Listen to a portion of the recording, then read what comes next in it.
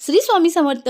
बघा मंडळी, आपल्या जीवनामध्ये अनेक कामं आपण पूर्ण करत असतो, पण असंच काही कामं असतात की ते कामं रखडलेली असतात. ती रखडलेल्या कामासाठी आपण अनेक प्रयत्न करतो, पण तरीही ती रखडलेली कामं आपली पूर्ण होत नाही. आता कुणाची रखडलेली कामं खूप महत्त्वाची असतात, कुणाची साधी, कुणाची छोटी असतात. असंच ती रखडलेली कामं पूर्ण करण्यासाठी किंवा त्या कामात किंवा त्या क्षेत्रात यश येण्यासाठी आज मी तुम्हाला अगदी साधा आणि सोपा उपाय सांगणार आहे. आता हा उपाय आपल्याला गुरुवारी करायचा आहे. गुरुवारी सकाळी उठल्यानंतर स्नान करायचं आहे. स्नान झाल्यानंतर आपल्याकडं भगवान विष्णू आणि माता लक्ष्मीचा फोटो असेल अतिशय उत्तम, नसेल ठीक आहे.